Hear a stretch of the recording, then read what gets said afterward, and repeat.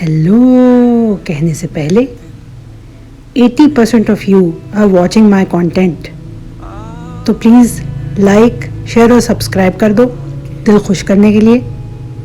इस रैंट के बाद बढ़ते हैं आज के टॉपिक की तरफ। मैं इतने दिनों से इस टॉपिक के बारे में सोच रही थी, तो सोचा आज इस पे थोड़ी बात की जाए कि क्या होता है जब आप देखते हैं डाइवर्स कंटेंट। हम हमेशा मूवीज़ की बात करते हैं, सीरीज़ की बात करते हैं कि ये अच्छा था, वो अच्छा नहीं था, लेकिन इन सब चीज़ों का हमारे दिमाग पर असर क्या पड़ता है उसकी बात आज करते हैं। चलो डीप डाइव करते हैं। जब आप डेलिबरेटली कंज्यूम करते हैं डाइवर्स कंटेंट, तो होता क्या है? Different culture, disciplines, political perspectives, art forms, life experiences, ये सब आपको देखने को मिलते हैं उन कैरेक्टर्स के थ्रू। उन कैरेक्टर्स का राइट और रॉन्ग आपको देखने को मिलता है। उन पर होने वाला जुल्म, जब्र, या उनके साथ होने वाले ट्रेडिशंस और खुशियाँ, या उनके खाने पीने, या उनकी ज़बान, इस सब को आप उस कैरेक्टर के थ्रू जीने और जानने की कोशिश करते हैं। तो इससे होता क्या है? आपका दिमाग वो जो रेगुलर कंटेंट देख देख के कंफर्ट जोन में चला जाता है, उसे चैलेंज मिलता है।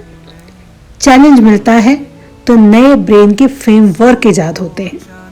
दिमाग पे स्ट्रेस पड़ता है, दिमाग को काम करना पड़ता है, और ये काम कॉग्निटिवली दिमाग के लिए बहुत अच्छा है। तो मेरे ओपिनियन में आपको ये कंटेंट्स देखने चाहिए जो डाइवर्स हों, लैंग्वेजेस में भी, और जिनमें आपको डाइवर्स कल्चर्स देखने को मिले।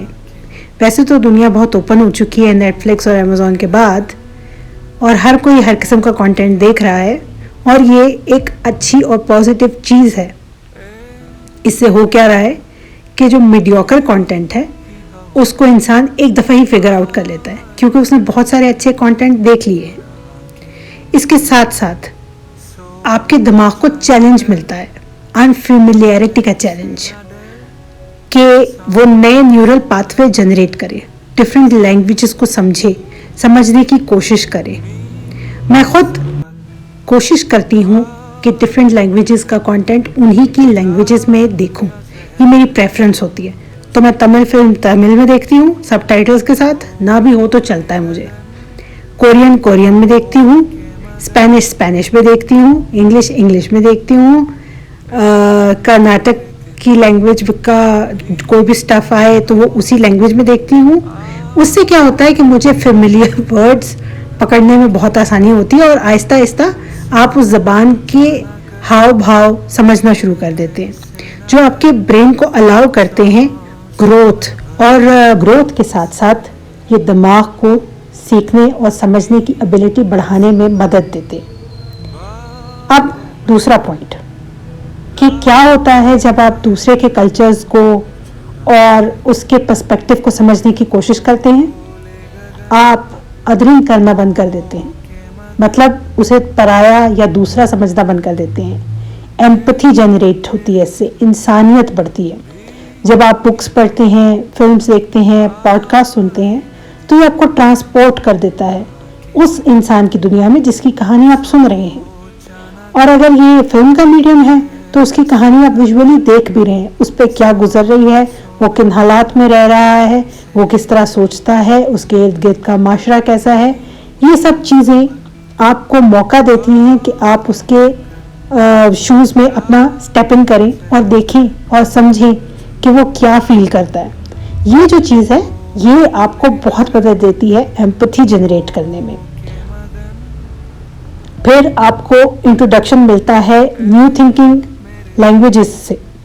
न्यू थिंकिंग लैंग्वेज का मतलब होता है कि वो जो मेटाफर हैं, वो आर्ट फॉर्म में वो जो बात कर रहे हैं, उनका जो लहजा है, वो किस तरह वर्ड्स को थ्रो कर रहे हैं, ये चीज़ आपको समझ में आती है कि अगर कोई आप फेमिलियर नहीं भी हो उस ज़बान से, तो जिस तरीके से वो थ्रो कर रहा है उससे आपको बात का इम्प्रेशन समझ आता है, वो लैंग्वेज समझ आती है कि ये क्या बोल रहा है। आपको कोई ज़बान नहीं भी पता, अगर कोई उसमें आपको गाली दे आपको समझ आ जाएगा कि इसने गुस्से में कुछ बोला है, गाली दी है। कैसे समझ आ जाएगा? आप तो फेमिलियर नहीं थे, सिर्फ उसके थ्रो करने से। तो आर्ट का मीडियम या ये जो आप देख रहे हैं सारा डाइवर्स कंटेंट, ये आपको मदद करता है उनके हाव भाव स्वभाव समझने में। इसके अलावा जो मैंने कहा कि रिड्यूस करेगा अग्रिंग को, ये बहुत बड़ा एक फैक्टर है। अगर आप दूसरे को समझेंगे, उसको जानेंगे, उसकी पॉलिटिक्स को समझेंगे, politics in term of politics नहीं, पॉलिटिक्स इन टर्म ऑफ उसका उठना बैठना, सीखना, समझना, सोचना, माशरा, ये सब, पहनना ओढ़ना, खाना, उसके जायके, उसके ट्रेडिशंस, तो ये चीज़ आपको कल्चरल शॉक से बचाएगी। अगर आपने कंटेंट में ऑलरेडी ये चीज़ें देख रखी हैं तो ये आपको कल्चरल शॉक से बचा देती है, और साथ ही साथ ये आपको उसकी ज़िंदगी में, उसके कल्चर में एक अच्छी सी विंडो खोल के देती है ताकि आप सीखें और समझें। तो मेरे हिसाब से डाइवर्स कंटेंट देखना दुनिया की सबसे बेस्ट चीज़ है।